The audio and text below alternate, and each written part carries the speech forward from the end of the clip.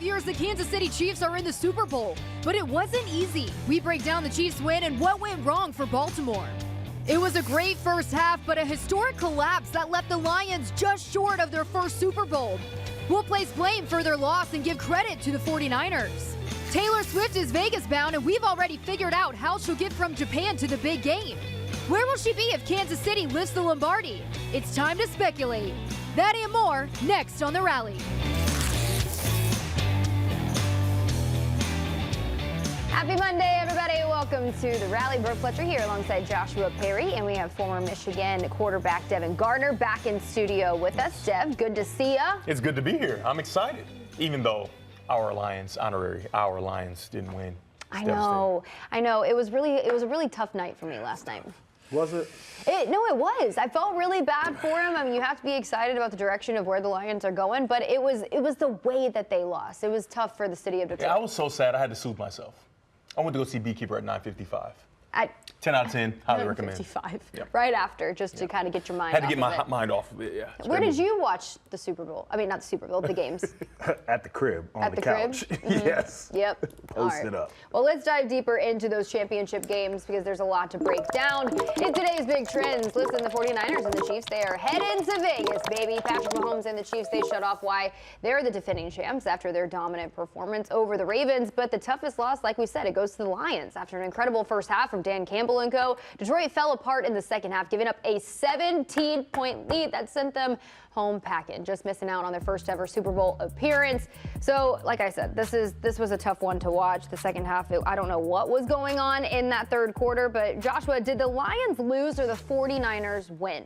I think it was a little bit of both there. Lions made some really, really critical mistakes. With drop passes that we talked about, Josh Reynolds couldn't hold on to the football. That is an issue, especially in a game of that magnitude, conference championship, where you know you're an aggressive team and you like to go for the jugular. You have to capitalize on the plays. Jahmyr Gibbs, for as much credit as we've been giving him, is still a young player. You put the football on the ground, that certainly changes the game. But the Niners, to their credit, defensively in the second half, really aggressive, saw them in the backfield more than we did in that first half. That's TFLs in the run game. That's getting in Jared Goff's face. That makes a huge difference.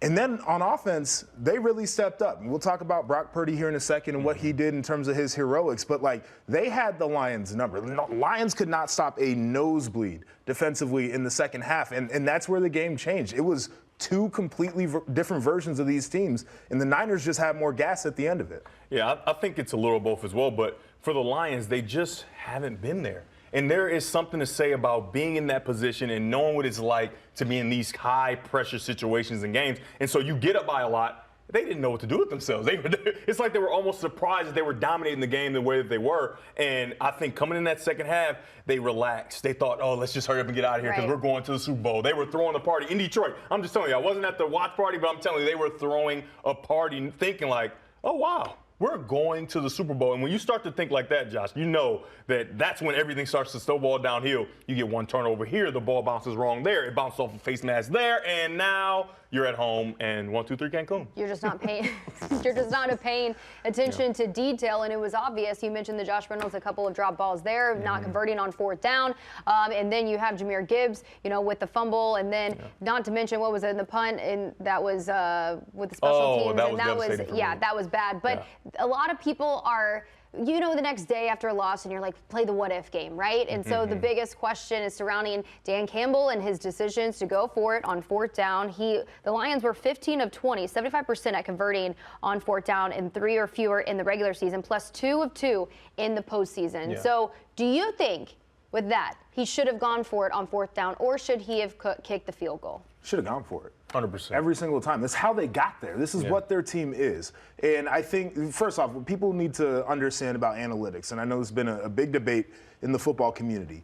The analytics are not accurate if you do not do it every single time. Like, if you are an analytics person and you are somebody who believes in what the numbers say, you have to do it every time, or else the numbers are not accurate. They don't bear out the proper results. So Dan Campbell was true to what the numbers would tell him, and he was true to his identity of, I'm an aggressive guy. We want to have an aggressive team. We want to snuff people out the way that we can. and that includes going for it. If I was a player in that locker room, and all of a sudden we went from this team that's fourth downs, we know we got 4 plays to convert, and then it's like, nah, we get into one of the biggest games of the year, and we're just going to start being conservative. I would be like, my coach doesn't trust me. Of course, my coach does 100%. not believe in me to make plays in the biggest game of the year, and that might do more damage than saying I trust my guys and we're going to go out there and whatever happens, happens. Yeah, I mean, it's the world of social media, and everybody has the hindsight. Yeah, you have the ability to look that way because you're not in the fire, right? The fire's not hot for you, and you're not the one making the decisions. And I agree wholeheartedly with what you said. This is what got you here. You can't just transform into a different team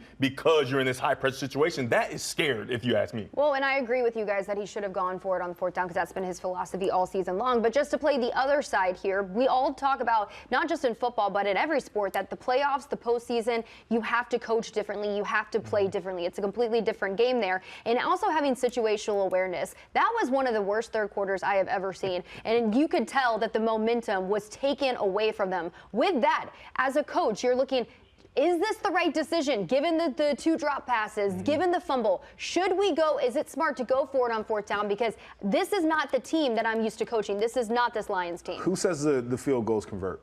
Who says they make the field goals? And so then, that's fair. Then you tell your team, we're going to be a different team than we are. I don't believe in you, and I'm going to put this kicker out here. Let's say the kicker misses. So now it's like, coach doesn't believe in me, and we still didn't get the points. And we can't kick now. And we still didn't get the points. And so what kind of momentum swing is that in that situation? Like, I think when you're a coach, you're trying to evaluate all of those things. You're looking at a kicker where it's like, you know, 40-plus yards isn't necessarily a given. It's a lot of feeling and not papers and numbers and all that. There's definitely a feeling side. I don't want to cut you off, but I talked to some coaches about the analytics thing, and one of the things that they will tell you is the analytics guy who gets in their ear during the game will tell them to factor things like momentum, weather conditions, etc. into it.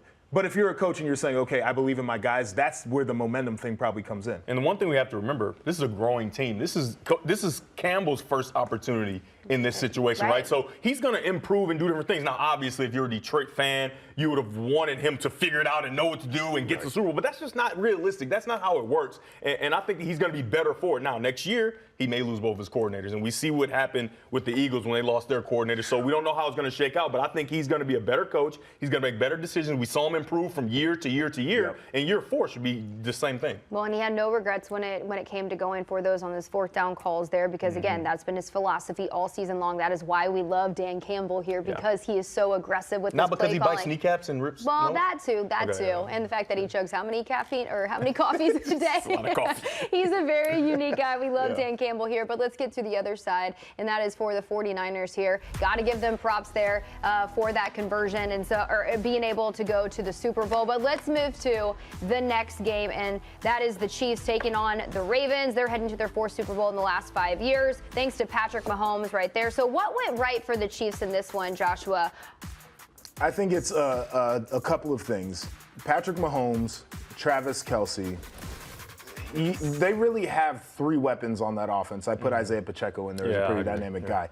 But outside of that, we talked about Rashee Rice and some of the other things. It's like there's not dudes the way that they used to have dudes. But their biggest players, when it was time to step up and make those plays, they absolutely did. And Patrick Mahomes, you say whatever you want about him, part of what makes him so great is he can will his team to a win. And that's what we watched him do. Flip side of that, man, they might have given up some yards in the second half of that game, but the Chiefs' defense does not get enough credit for what they do in terms of the scoreboard. They have been magnificent in keeping teams out of the end zone. That's what matters. Yeah, so the one thing that I want to point to is the Chiefs as a whole, this whole season, I think it was the best leadership job we've ever seen from Patrick Mahomes. So I want to talk about the quarterback position just for a little bit, right? It's the service position. I work at the 11 with those young quarterbacks, and we always lead with it's a service position, and there are different type of service, right? You got service where you're supposed to be in the right spot in the pocket so that your offensive line can do their job. If you're supposed to be over here and you're over there, it's a difficult thing. You're supposed to make plays when they maybe get beat from time to time. That's a way of serving your offensive line. And ball placement, wide receivers, they're running left, kid on that left shoulder, that right shoulder. That's serving your wide receivers, and connecting with young players off the field or players you might not have many things in common with. You still have to connect. Matthew Stafford. That's a way of serving your teammates. And then taking the blow when it's always not your fault, right? Taking all the blame when everybody's and everything is going wrong, that's a part of service, and I think he did a masterful job this season. I want to take you back to Kadarius Toney lining off offsides, right? Yeah. Lining off offsides, and we've never seen Patrick Mahomes act the way he acted about officiating after that happened. Just the week prior, it was a clear pass interference, and he said, no, I'm glad that the refs let us play. So he's not a guy that blames the refs. Now, that team was going on to lead the NFL in drops. He knew how much blowback his receivers would get. Right. But he made a scene, something we've never seen him do. Made a scene, took all the heat. So that week leading up to the next game, what were they talking about? Were they talking about the wide receivers dropping passes and line up offsides? No, they were talking about the baby, the dude that just, he's privileged. He's all these different things, right? And so I think it was very strategic to take all of that pressure onto him so that it doesn't land on the wide receivers. And then look what happens here at the end of the season when you're about to go to the Super Bowl. The person that dropped the touchdown early in the season to beat the Eagles, you throw it to him to ice the game. The confidence that those wide receivers gain from Patrick Mahomes taking all that blame early in the season, I think that was masterful, strategic, something we've never truly seen on a high level of, it's not really my fault, but I'm going to take all this blame. I'm going to distract everybody from what is happening with the wide receivers, and they perform so well. Even Travis Kelce during the season was dropping passes, right? 7 drops. We haven't seen him do that. And Rashee Rice, the young guy, 8 drops during the season. He was masterful. Obviously we know how talented Patrick Mahomes is, but his ability to lead this season, I think, was a great job. I don't think it's second to any. Well, and that's why he's in the same conversation as Tom Brady. I mean, this stat, if the Chiefs win the Super Bowl here, Mahomes will join Tom Brady, Joe Montana, Terry Bradshaw, Troy Aikman as the only starting quarterbacks with 3 Super Bowl rings. That's why he's in the conversation with some of the greatest quarterbacks to play the game here. Yeah, because of his talent on the field, but because of his leadership, the way he's able to take accountability and keep that chemistry and that team-oriented, keep the team together in the locker room here. But, comparing him to Tom Brady and the Patriots here, we see the chemistry between him and Travis Kelce here. Are they the new team of this decade? Yeah. 100%. Not even close. Yeah, but do you even think about it? It's of course. And it's the wild thing, too, because we're sitting here in this postseason, and we're looking at the Kansas City Chiefs path, and we're like, okay, they're going to have to go on the road for the first time. Tough. To play in a playoff game, and they're going to Buffalo, and we know how crazy Bills Mafia is, and Josh Allen's having a little bit of a renaissance in the second half of the year with Joe Brady. Things are going so well for them, and it's like, all right, they go in, they get the win. Said, okay, well, now you got no the way Ravens. they do it again, right? And it's like, oh man, the Ravens. I mean, Lamar Jackson's not used to playing on the road. MVP. They got to go back on the road. This defense, this Ravens defense. Everybody wants a piece of this Ravens defense. They want to model their teams after this. It's like, I don't know if they could get it done. This ain't the same Chiefs that we're used to seeing. Well, you know what we are used to seeing? We're used to seeing Andy Reid, Patrick Mahomes, Travis Kelce out there balling consistently. And so this is what you get. And they're back in the Super Bowl. It's the most unsurprising thing, and we still tried to litigate it like it wouldn't happen this year. It's ridiculous that people continue to bet against him. I remember Tom Brady got into a space of like, let's just not bet against him. And 6 years in, never having up to this season, he had never played a road AFC Championship game. But now he's played it on the road and won. He's never not played in the AFC Championship. And we're still betting against them. What are we doing as a world, as a community? What are we doing? And let's not forget he won a Super Bowl last year. You remember his ankle, and he was dealing with all those injuries, and he still went and balled out. Like, we have learned, do not underestimate Patrick Mahomes and the Chiefs, especially in the playoffs there. But later on the show, we're going to dive deeper into these games, but we're going to dive deeper into the Lions and the Ravens. What went wrong for them? Who should take the blame? That's going to come later on the show. We're also going to talk some Jim Harbaugh. He is seeing stars in Los Angeles, but now it's time to get to work. We'll tell you what's on his to-do list. Brandon Ayuk, he thanked a ladybug for his amazing performance in last night's game, which begs the question, is the ladybug a tier 1 lucky object? Stick around for that answer. And there are still a lot of big names on the open market. Steve Phillips, he's going to stop by to give us the latest as spring training inches closer. That's all coming up next here on The Rally.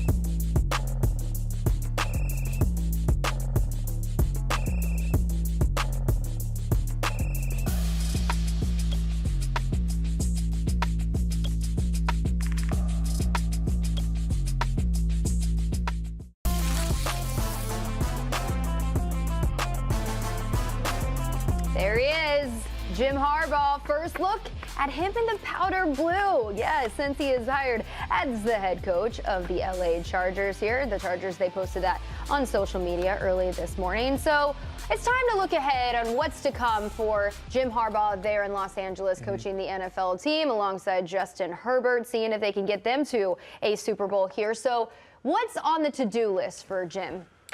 Well, first off, I think he's got to get real cozy with that quarterback of his in Justin Herbert. I think those two need to spend a lot of time together this offseason, develop a relationship, figure out what exactly a plan looks like, right? Devin, you know, when you have changing schemes and philosophies, I think it makes a lot of sense when you have a highly paid quarterback like that to make sure that everybody's on the same page. Secondly, I would also tell him the expectation, which is probably we're going to run the football. And you might not love not slinging the ball around the yard, but you're also going to love the fact that when you want to take a shot downfield, it's probably going to be wide open, and you got the arm to be able to do that. The other thing that I'm really looking at with him is he's got to get with the salary cap manager and the GM over there. And they looking at my notes. Get all of my notes. Jeez Louise. They got to figure out what the roster is going to be like. Go ahead. All right, so I have three specific things, similar to what you just said. I think he needs to make Herbert aware that he probably won't be in the MVP conversation. He probably will not. Now, he'll be paid. Expectations off. Just take. You're not going to have to do a whole bunch, but then when we need you to make a play, you're going to make a play, which I think is great for a quarterback. You don't want to have all the pressure. You don't want to have to wear a cape. You don't want to be Josh Allen. That's not what we want. We want to make sure that we can control the game. So when you do that, you probably aren't going to get MVP consideration. That's first. And I think that Justin Herbert is a guy who doesn't care about that kind of stuff. I think he'll be fine. He's going to get his money when he's up for it and all those different things. Number two, convince the players that winning brings the most money, right? Let's navigate these things, right? Let's try to get out of cap hit hell. We have to find a way to find some money to keep our players really talented, but also not be able to spend the money, right? That's the second thing. The third thing, he has to continue his newfound collaborative style of coaching. I don't think people realize that before it seemed to me that Harbaugh was my way or the highway in a lot of different instances, right? With management, with players, my way or the highway. There's no other way. It's me, it's Harbaugh's way or no other way. There was a transition, right? Completely new staff, a lot younger, and it became way more collaborative. And I think that's the reason that Michigan turned it around and became a dominant football team. And I think if he can transition to that and continue with that same attitude, I think he will go get a Super Bowl. And if he can get everybody on board with all those three things, I think that the sky's the limit for that talented quarterback, that offense, and that talented defense. And that coincides with, I agree with everything you guys were saying, but also establishing the culture. I think he's so good about that, and that's why he built the winning program there at Michigan, is because he knew who he was as a coach. He knew what he wanted, where he wanted to get this program to, and he got the players to buy in. And that goes with, you have to change your coaching style a bit when you're handling men. You're handling, pro players who are like, And it's a different generation. A different generation Younger, as well. more social media and stuff. Yeah, so I think he's got to take a look at that. And when it comes to really establishing that culture for the Chargers, because they're known as like the stepbrother there in LA. The Rams, they're the Super Bowl champs. Not many people talk about fan base. They're renting space at SoFi. They got to get the fans. They got to get people excited about this Chargers team because the talent is there. But now they got to get an identity. They got to get a culture. I will say, last thing on this, when you talked about, treating grown men like grown men, I think he did that at Michigan, honestly. He had a very veteran team this last year, but I think he gave those players a lot of ownership and a lot of freedom, and he really trusted them to handle their business like dudes, and so it's going to translate once he goes right back to the NFL. No, that's a good point. That's a good point. All right, well, we're talking about the future for Jim Harbaugh, but let's switch sides here and talk about the future of Michigan under Sharon Moore now as the head coach. And he already has a lot of things on his to-do list, and one of those being keeping the guys there in Ann Arbor. He's got a long list of things to do as he heads into next season, keeping transfers down, coaching turnover. But that also speaks to Bama and what they're dealing with as well. But who do you think has it worse out of the two if you had to choose? I'm looking at Bama right now, I don't think it's close. And I really don't. For multiple reasons. Number one, they already had the guys get into the portal, right? Michigan, the portal has been open since Jim Harbaugh took the job. They haven't had anybody get in the portal. Certainly no big names Anybody that we're hearing, right? And so I think that's really important there for Alabama. I mean, what? 26 guys, is that the number? Yeah. And some of those are dudes. Right. I mean, we're talking about Caleb Downs as a freshman All-American going to Ohio State. We're talking about Caden Proctor, as, 5-star All-Everything. Started as a freshman at offensive tackle. He's going to Iowa. You can go down the list. Many more guys. Texas is out there poaching their roster. it's totally different. Then the other thing I will say, the Big Ten is getting 30 outgoing transfers, which is crazy. That is insane. The Big Ten is getting more difficult, no doubt. We're talking about the SEC. Yeah. Where it's just that somehow got more difficult. Bro, it's a little bit different. Like Ole Miss, they're in their level up right now. Like we're having conversations. They're poaching players. We don't know what Tennessee is going to be like, but they got a young quarterback who I think can sling the really rock. good. Georgia's trying to get their get back. They want to get a national championship this year. Auburn's going to be much improved. We saw what Texas did. They're coming into the conference. We can go down the list here. It's a difficult spot for Alabama right now. Yeah, and also for Sharon Moore, he has the entire team's belief. Not only the entire team, the entire fan base. Everybody loves, hey, we've seen him perform under the toughest of circumstances, and he was successful. Now, there are some things that, Harbaugh was coaching during the week and different things like that. But when he was on game day, he made sound decisions. He took his ego out of it. He did the things that needed to be done to beat Ohio State, to beat Penn State, Maryland as well. I think he is in that position where he's going to have some leeway because they believe in him. For Kalen DeBoer, it's going to be a lot of resistance with everything he does differently from Nick Saban, because he can't go in. He's not Nick Saban. He's going to do things differently, and there's going to be resistance at every turn. You can see the resistance came with 30 transfers already, and he hasn't even done anything. Right? And in Alabama, you know this as an Auburn girl, it's Alabama football. There's nothing else. There's no pro teams. It's Alabama football. They love it there. There's going to be little to no leeway, and you're going to need some of that. Just like you talked about, Joshua, there is a lot of turnover in the SEC. You got Texas coming. OU's going to be a good football team. I just think that he's got a rough opportunity coming forward. Obviously, we think he's a great coach. Yes. He's going to get players. He's going to develop players. But he's going to have the time and the grace from the fan base to develop the way that he can. Well, I'm glad that you mentioned developing, because that has been the bread and butter for Nick Saban, and that's how he's built the successful program at Alabama, is because he got guys to come in and say, hey, I'm going to develop you. We're going to win national titles here. But now the way that the college football is changing, players don't really want to focus on development. They don't want to be a depth piece on a depth chart, right? And a lot of those guys that have transferred, they were depth pieces, not to say the notable ones you guys mentioned earlier, but they were 3, 4, 5-star recruits where they could be starters at other SEC schools, really good programs as well. So yeah, it's going to be hard because, Nick Saban, he was like Jim Harbaugh we talked about, he was very set in his way. He had one way that he was running his program, and players bought into that. How can Kalen DeBoer convince these guys that, hey, this is still a notable program. We're the best program in the country, but he has to go about it in his own way. Nick Saban got out for that very reason. I know. He got out because it's like, man, this playing field's getting a little too even. I don't have 5-star behind 5-star behind 5-star. They're going to play other places. And that's the wild part, is he was able to do a little bit of that. Not nearly as much as he could in the past. But you're talking about, some of the depth pieces that have left Alabama, guys that we have not heard of.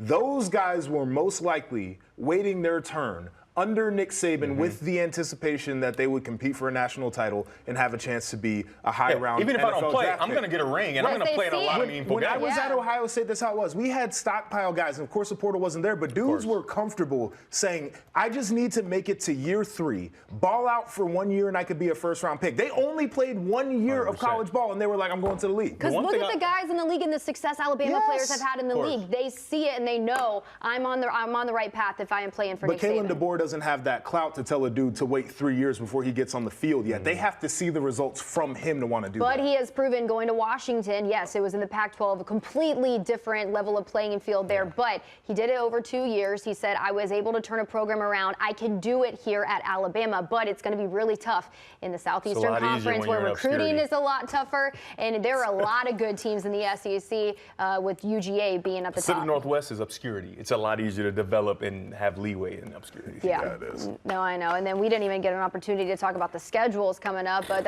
we'll have to do that another time here. Who has a more promising situation? Scan the QR code or go to playtherally.com. When we come back, do you guys think ladybugs are good luck? That tattoo is garbage. I don't know about ladybugs. What? That tattoo is not sweet. Oh, Lord. Okay, we're going to talk about things that bring you good luck here on the show. That's coming up next.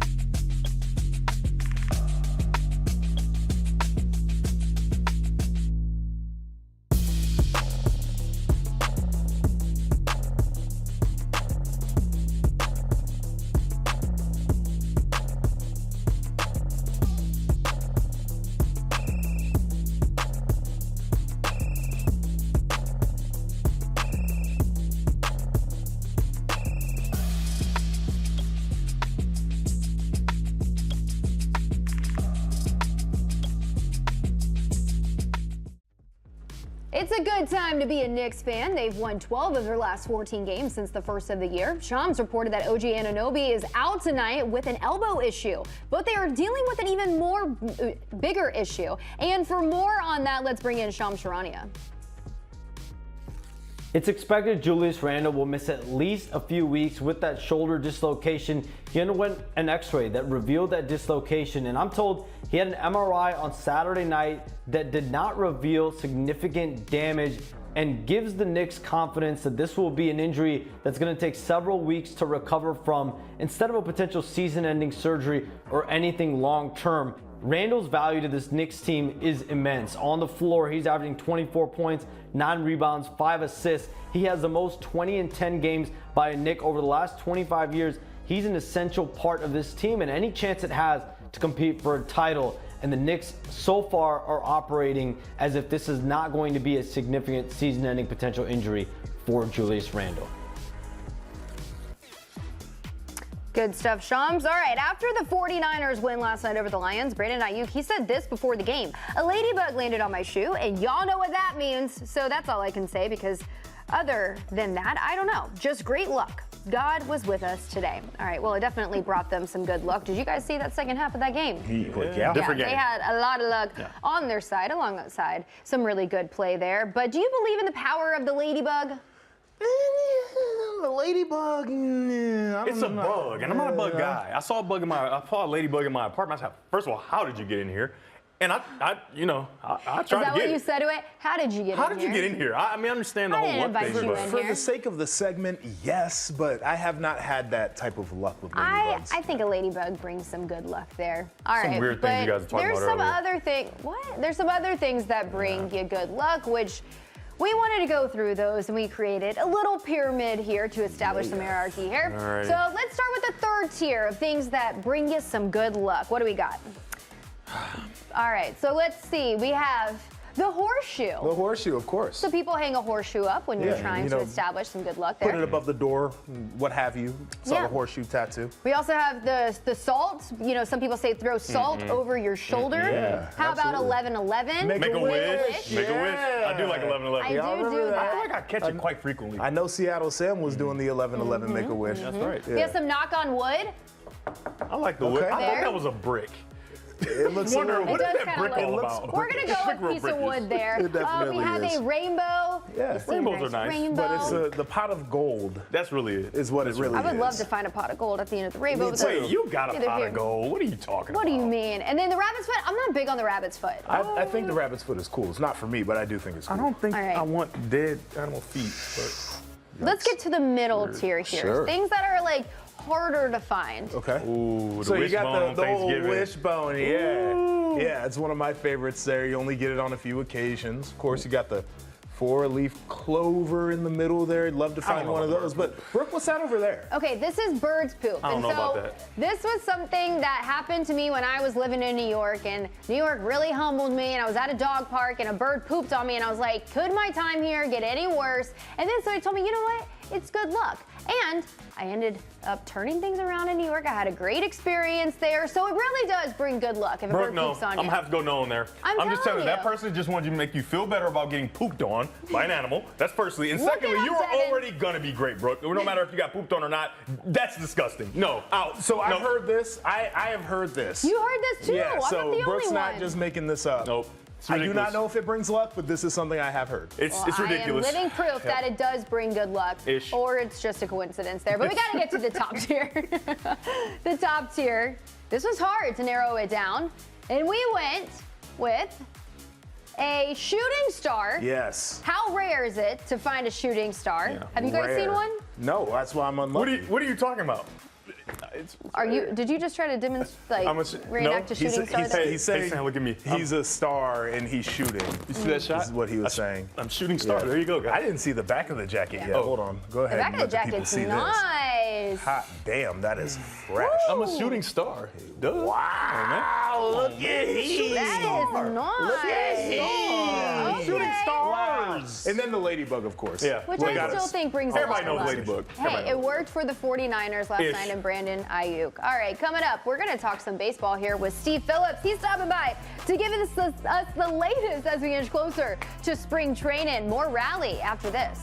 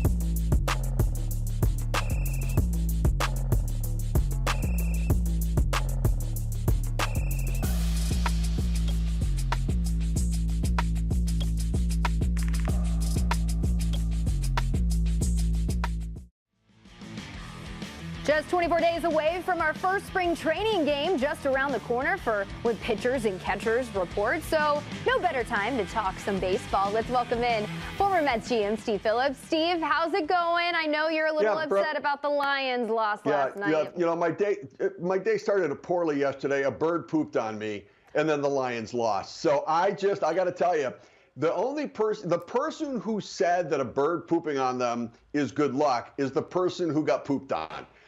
Because otherwise it's like the most disrespectful thing in the world that a bird does that to you. And I got to tell you, I don't think that was the good luck charm for you. I think there had to have been something else that happened because it did not work for the Lions yesterday. Well, the Pistons won, so maybe the bird was confused and got the wrong team to win last night. But let's talk some baseball here because the Brewers, they made an interesting move. They signed Rhys Hoskins to an interesting deal. But the Brewers, they have high expectations. They made the postseason several times, 5 of the last 6 seasons. But they're entering their first season without Craig Counsell at the helm since 2014. So what are the expectations for the Brewers as we head into the spring training? Well, I think they're like every other team in the Central. They think they have a chance to compete, that they can battle with everybody else because nobody's really separated themselves from the pack with the offseason moves. Now, certainly no more Brandon Woodruff there. They've got Corbin Burns for a year, Willie Adames for a year. I like the Rhys Hoskins signing. I do. I think it's a brilliant signing on their part. I think he's going to bounce back and have a big season. He's a big right-handed power bat. They need power in that lineup. But really, their success is going to be based upon the young players, the rookies, the young guys, the Jackson Churios of the world, the Joey Wiemers of the world, guys like that who had opportunities last year. They could still probably use some help at third base in the free agent market. Justin Turner would be a great fit there. But they're like everybody else. They've got some flaws. They've got some strengths. And I think it's going to be a battle of, potentially 5 teams sort of lumped together all within, 5 or 6 games of each other in the standings at the end of the year. All right, well, let's talk some free agents that are still on the market. One of those being Cody Bellinger. There's not been a lot of action surrounding him. So where do you think he goes, Steve? Does he go back to the Cubs or does he go elsewhere? I think he goes back to the Cubs. I do. I think the market's not what he had thought, not what he had hoped. I think the Cubs have played it right. They haven't chased him. They've said, go out there, and if you can get what you think you're worth, and I'm sure Scott Boras sold 8 years to him at 28 years old, 8-year contract coming off that big year, an MVP. We're going to go out there and capture that. And the Cubs weren't willing to do it. Like everybody else, they weren't willing to go there. But they do want Bellinger back. And so they're just waiting for the market to come back and for, Scott Boras and for Cody Bellinger to realize maybe the market isn't there what they wanted, but they're willing to engage and make a deal. I suspect he comes back to the Cubs. All right, well, you mentioned that Bellinger is a Scott Boras client, but so is Blake Snell, and he is still a free agent. So is this just part of Scott Boras's game where he just kind of waits to see, where the best deal is, or what's his game plan right now? Yeah, so oftentimes it is. Now, I think Snell and Bellinger are just interesting. They're complicated players because you've got extraordinary peaks and then extraordinary valleys in their career. And the agent and player want to sell the peaks. The teams look at the valleys and it scares them off, and they look at it as some level of risk. And so they're not chasing. What Scott Boras likes to do is he likes to create the market. He says, this is what my player's worth. Come get it. And when nobody bites, he slow plays it, hopes that maybe there's an injury or some news or an owner who starts to think that maybe they could get involved. But I think that at some point, you've got to come back and realize you've got to build the market up from wherever the teams are, play them against each other, and try to get as close to where you were before. The way I negotiated with Scott was I didn't chase his market. I said, here's the player. This is what I think his value is. I'm not negotiating. This is just where I think the value is. When he comes back and says, yeah, I got this, I go, well, then take it, because this is what I think is the right value. I just wouldn't play the game of chase where he says the value should be. Well, he has enough clients that he does create some leverage there in that market. So we'll see where Cody Bellinger and Blake Snell end up. But it seems like a team that really has their team set are the Braves. They had their Fan Fest earlier this week. And so this is what Spencer Strider had to say about just as far as expectations for their team. There should be no acceptance of anything less than winning a World Series in this organization. This is I said it a little bit ago, and I believe it. I'm biased, but this is the most talented team in baseball. We need to set our bar as high as possible, and anything less than that is an underachievement for us. All right, well, there's no doubt that the Braves, they are expected to win a World Series here. I mean, just take a look at the talent that they have, Steve. But what are your thoughts? Do you think that's realistic expectations for them? Are they the best team in baseball? They are the best team in baseball. Now, I never like that, saying that out loud, like it's World Series or bust, because it doesn't acknowledge there are other really good teams too. And once you get to the playoffs, it's not the team that's the best that wins, it's the team that plays the best. And they're not always the same team. That being said, Spencer Strider's mustache is in mid-season form. And quite honestly, anything he says right now, I want to agree with, because he's looking really good. Man, if anybody could grow a mustache, it is Spencer Strider, that's for sure. All right, that is former Mets GM Steve Phillips getting us ready as we head into spring training. Good to see you, Steve. You too, thanks. All right, guys, let's turn back to the NFL here because the Ravens, they are heading home after losing to Patrick Mahomes and the Chiefs. It's a team sport, but let's assign some individual blame here because there's a lot to digest as far as who deserves how much blame. Okay, so Joshua, let's start with you. Who deserves the most blame here? Zay 100%. Flowers. Zay 40% Flowers. of the blame. 40%. So here's how we got to that number with Zay Flowers there. You have a personal foul and sportsmanlike, doing your little celebration, whatever, get down in the game. You want to taunt somebody. It's like he taunted him 3 times in one taunt. Bro. He pushed him, Yep. he spun the ball, Yep. and then he But you're down! You're losing. Okay, so definitely don't do that. And then one of the things, Jake Butt was here, we talked about cardinal sins in football, and I said it's when dudes try to extend the ball over the goal line because the ball get knocked out, the whole deal. And this is what he did. That is what he did. And he's a young player. He's got time to clean it up. Certainly can't do that. Would you like to go with number 2 here? Number 2, we've got to give a lot of the credit, blame, if you will, to Todd Monken. I'm sorry, but 20%, I got to give it to him because you completely changed who you were as a as a play caller, as a team. You were the bullies, and you got into the finesse game. And because the reason I'm not giving him the most credit, I had him at the most credit over Lamar, but because of the fact that Lamar plays in the game, Lamar has to take the bulk of the credit. And he turned the ball over 2 times. One of them, maybe you could say it's not his fault, but Joshua, like we talked about, he has to have better pocket awareness, knowing that his clock is running and he's run out of time. Yeah. Todd Monken has to take 20, but Lamar takes that 35. Yeah, the 35, and I'm with you there. It's the turnovers. You absolutely cannot do it in a playoff game. The one he threw in the end zone, Bad you're throwing into turnover. triple coverage there, trying to hit your boy Likely, and I totally get it because he's been really good. But you cannot force the football like that. And then in the pocket, I agree with you. Partially not his fault, but I'm also very much on the you need to have full awareness of the pocket, especially with some of the pass rushers that Kansas City has. Like, you don't just let those guys get up the field and think that they're not going to be coming swiping at the ball. Yeah, and as a quarterback, that interception, that bad interception, I understand it. He didn't target Zay Flowers one more time after that drive where he had all those blunders. And so now you're kind of taking a talented part of the offense off, and now you're going just to Likely, and that kind of causes interceptions. But you've got to do a better job. All right, well, it looks like we're putting a lot of the blame, majority of the blame on the offense here, but there's still 5% left. And we got to put that on the defense, not particularly with how they played in the second half, but it was the first half that JP, why they got that 5%. And I thought they had some big moments in the first half, no doubt. I thought that they had a good plan for a guy like Travis Kelce. It's just the fact that he's Travis Kelce. And also Patrick Mahomes is dotting dudes up. Like, it becomes really difficult. They gave up too many points early in the game, and I think it kind of did force Todd Monken to feel like he had to chase a little bit, try to catch up on some of those points. And so you felt like if the first half was just a little bit cleaner, it doesn't feel like it in the second half, everything's slipping away. We talked earlier about feeling for a head coach.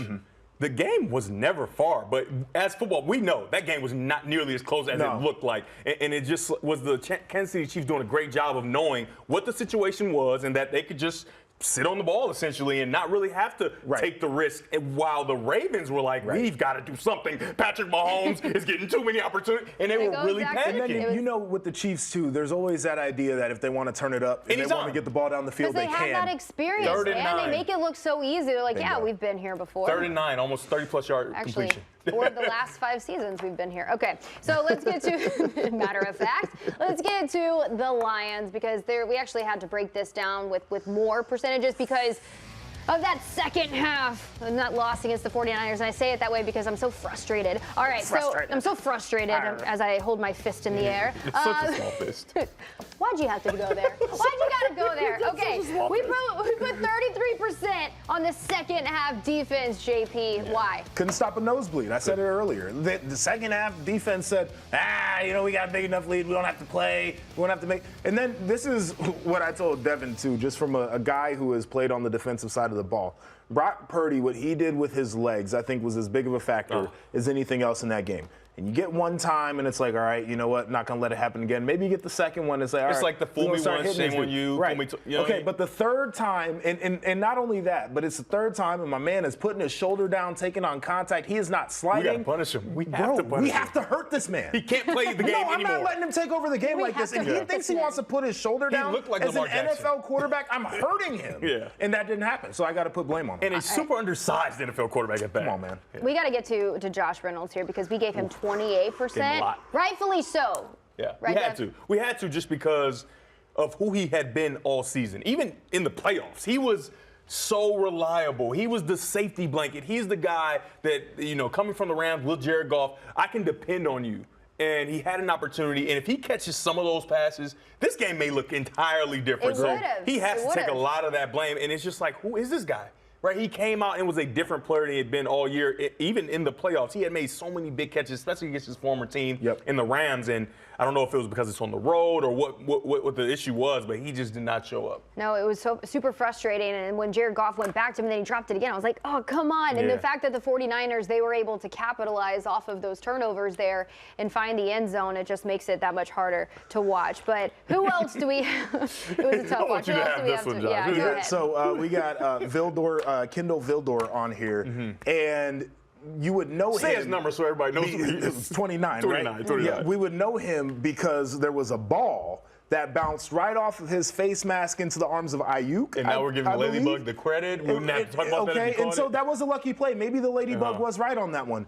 And let me tell you something, because we did talk about Brock Purdy and we gave him his flowers. However, everything changes. One of my biggest takeaways from this is the last 2 weeks have not been the greatest passing weeks of Brock Purdy's life. I think that he threw some balls where dudes went up and made plays.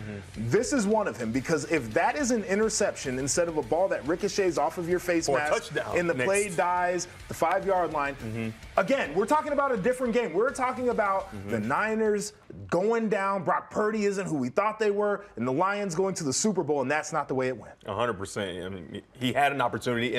I talked about it earlier. Just not being in these moments to have the opportunity to make these plays, you're just not ready to do it, and that's another example. But we have a little bit more left to give out. Yeah, we do. Let's take a look at the list here, because we got 3 more guys we got to blame.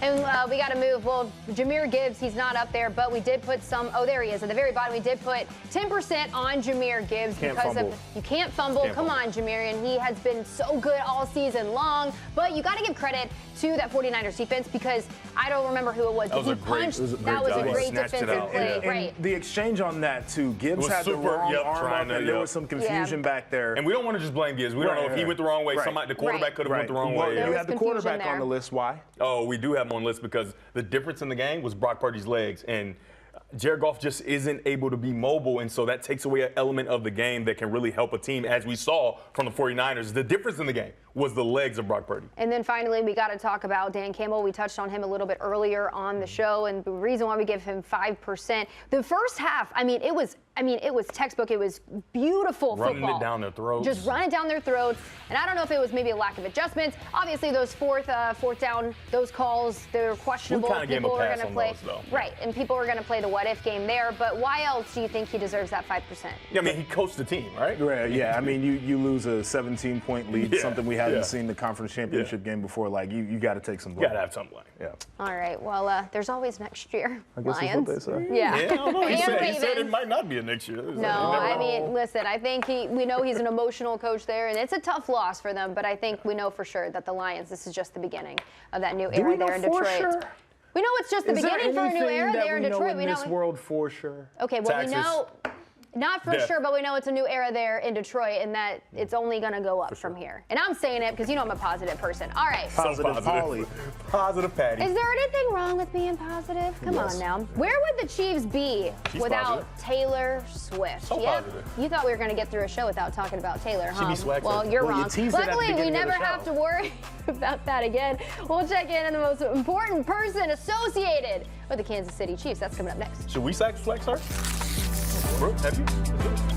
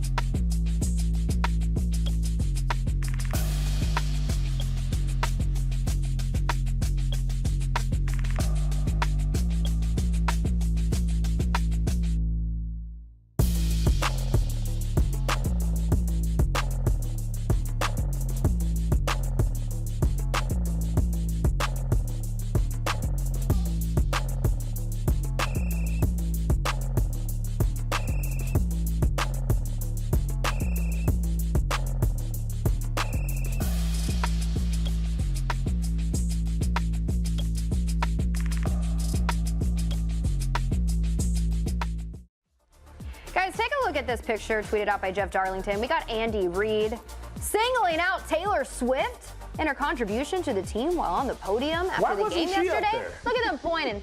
Shouldn't she be has with done you, that. Blue? Don't you think if they win the Super Bowl, then you can get your girl Taylor Swift up there on the podium? I think the conference championship would have been a nice way to test it out. Test it out. Okay, so then if they win the Super Bowl, then what? Does she have to? She holds up the Lombardi Trophy? Like I mean, Patrick Mahomes' wife been doing that, so I don't see why Taylor Swift can't. You know what's weird? fair point. They were blaming Taylor Swift for them not playing well, but now she gets the credit. It's great. She's a quarterback, really.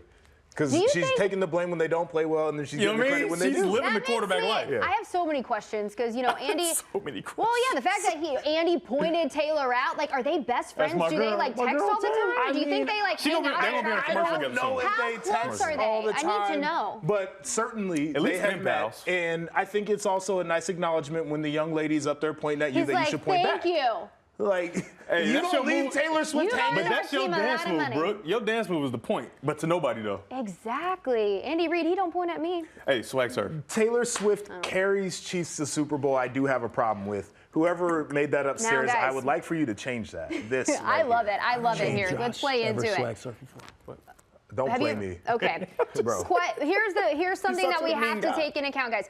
Taylor, she has a concert, okay, in Japan on Saturday before the Super Bowl. So we know she's kind of the good luck charm here. Do you think she's going to try to fly back for the Super Bowl and then she's got to fly all the way? She I has a don't think concert she somewhere should. else. She's a That's somewhere top much else. three flying. star in the world. bet she does. She's definitely going to support her man She should. in the Super Bowl. What I are we bet talking she- about? She You should know FaceTime him after. You know they got That's a lot the of flying, supersonic bro. jets that She- get you there she like will be that. at that I Super bet Bowl. she'll get on one of those. She's Taylor Swift. Yeah. She Joshua, might be I- able You to know what? teleport. I'm just telling you. If Travis was a real one, Teleportation though, is a thing. what he would do is after the game, he would get on that jet with her, fly over there, and then when he needs to be back for the parade, he'll fly back. 100%. If he's a real one. 100%. Because she's making the round trip, he should reciprocate and make the round Why trip are we too. acting like she's getting on a plane? She's What? the biggest star in the world. She has teleportation. They just haven't told us about it. The government's lying.